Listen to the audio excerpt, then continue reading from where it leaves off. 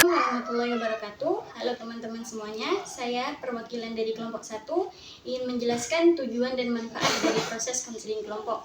Tujuan dari proses konseling kelompok yaitu untuk memberikan gambaran bagaimana proses konseling kelompok berlangsung, dimulai dari pembukaan sampai proses saling berbagi dan saling mendukung. Melalui kegiatan ini, kami ingin membantu anggota kelompok supaya merasa nyaman dalam menyampaikan pendapat serta pengalamannya. Adapun manfaat dari proses konseling ini yaitu untuk melatih keterampilan komunikasi, empati, serta kerja keras antar sesama kelompok, sehingga proses konseling ini bisa berjalan lebih baik. Assalamualaikum teman-teman, makasih ya sudah hadir hari ini. Sebelum kita mulai, gimana nih kabarnya kalian? Alhamdulillah baik Kak. Baik juga Kak. Baik juga.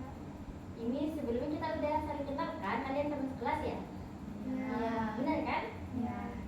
Untuk melihat seberapa kenal kalian satu sama lain, kakak punya game nih. Mau ya main bareng-bareng ya? Di sini nama gamenya 2 kebenaran dan 1 kebohongan. Jadi kalian sebutkan dua kebenaran dari diri kalian dan 1 kebohongan tentang diri kalian. Jadi nanti teman kalian harus nebak, gitu ya? Paham? Paham. Kayak misalnya contoh, yang pertama, saya suka menonton. Yang kedua, saya suka memasak. Dan yang ketiga, saya suka membaca. Dari situ kalian nanti tebak 1 hal yang itu sebuah kebohongan dari teman kalian. Paham ya? Ayo coba dari Berliana. Saya suka membaca, suka tidur, suka masak. Coba Maria ditebak. Apa yang sebuah kebohongan dari Berliana tadi? Masak benar. Berarti Maria kenal ya sama Berliana ya. Coba sekarang Maria yang bikin pertanyaan. Saya suka bernyanyi, suka menggambar, Ya. dan suka menulis. Coba sekarang Yasmin ditebak. Suka menulis. Menulis benar? Iya. Berarti Yasmin juga kenal ya. Coba sekarang Yasmin terakhir. Suka jalan-jalan, suka membaca, suka Nonton. Coba sekarang Berliana suka ditebak. membaca. Benar? Benar. Berarti kalian emang udah saling kenal ya satu sama lain ya. Jadi di sini kita akan melakukan proses konseling kelompok. Kalian sudah tahu proses konseling kelompok itu kayak apa? Belum. Jadi di sini kita akan melakukan proses konseling kelompok ya. Sebelum memasuki tahap pertama, kita ada beberapa asas yang harus disepakati bersama. Yang pertama itu adalah asas kerahasiaan. Jadi apa yang kita ceritakan di sini, apa yang temennya ceritakan di sini itu tidak akan keluar dari ruangan ini. Jadi berhenti di sini, berhenti di kita. Jadi saya cerita apa, kalian nggak boleh nyebarin. Nanti Berliana cerita, Maria nggak boleh nyebarin ke temen yang lain. Jadi cukup kita yang mendengar, kita yang tahu. Itu ya. Setuju semuanya ya? Setuju. Ada asas yang kedua, itu keterbukaan. Jadi kalian silahkan terbuka senyaman kalian. Di sini tidak ada paksaan, silahkan kalian terbuka. Karena apa yang kalian buka, apa yang kalian ceritakan, apa yang kalian ungkapkan itu tidak akan tersebar. Seperti asas yang pertama tadi. Itu ya. Dan yang ketiga itu ada asas saling membantu dan kebersamaan.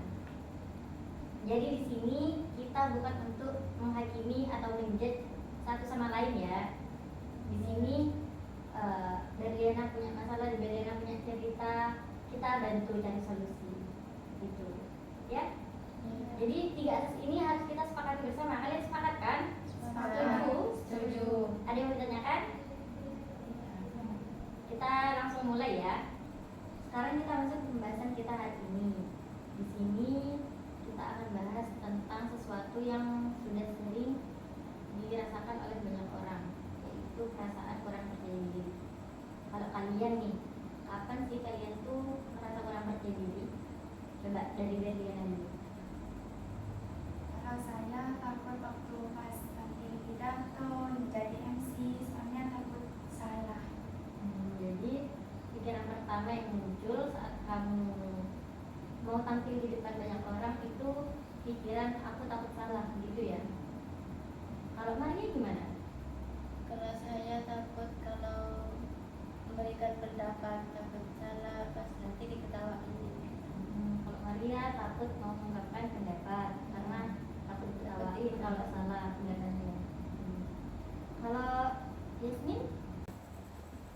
Kalau saya merasa gak seberuntung teman-teman Kak, Gak beruntung di mana tuh maksudnya? kayak kurang pinter, kayak kurang sehebat mereka. Jadi Yasmin ini mikirnya aku nggak sehebat mereka, aku lebih buruk dari mereka gitu. Makasih ya kalian sudah mau terbuka dan cerita. Iya Kak. Di sini saya lihat setelah mendengar cerita kalian, Maria itu mengalami masalah yang cukup terasa. Kalau kalian setuju, kita fokuskan sesi hari ini untuk mencari solusi buat Maria. Setuju nggak? Setuju. Beneran? Iya. Jadi gimana nih Maria? Bisa diceritain sedikit lagi nggak? Kenapa kamu takut untuk menyampaikan pendapat? Takut kalau nyampaikan pendapat tuh takut salah, gak masuk akal gitu, nanti diketawain sama teman-teman. Saya lebih baik milih diem daripada ungkapin pendapat saya. Saya bisa paham perasaan itu. Pasti itu berat banget ya buat kamu. Iya, Kamu sampai milih diem daripada nggak punya pendapat karena takut pendapat yang kamu ungkapin itu salah terus diketawain. Tapi pendapat seperti itu wajar banget kok. iya Kak, tiap kali saya ngomong takut langsung merasa minder, takut pendapat saya itu merasa bodoh atau malah bikin orang ketawa. Jadi lebih baik saya diem daripada malu. Sekarang kita coba dari pikiran ini ya. Kalau Maria ngomong nih, ada nggak sih temannya yang benar-benar ketawa? Gak ada sih Kak, cuma minta pendapat. Kalau temennya Maria salah bicara atau mengungkapkan pendapat, Maria ketawa. Enggak juga. Jadi ini cuma kekhawatiran dan ketakutan Maria aja ya. Pada kenyataannya Maria nggak benar-benar diketawain sama teman-temannya saat mengungkapkan pendapat. Iya Kak. Kalau dari Liana nih, pernah nggak dari Liana nertawain temannya yang mengungkapkan pendapat yang salah? Gak pernah Kak.